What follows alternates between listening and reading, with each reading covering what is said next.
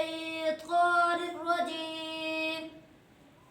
بسم الله الرحمن الرحيم.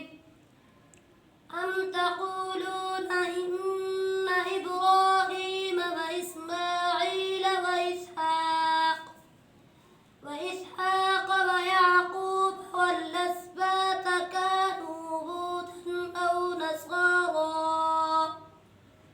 قل أأنتم أعلم أم الله ومن أظلم ممن كتم شهادة عنده من الله وما الله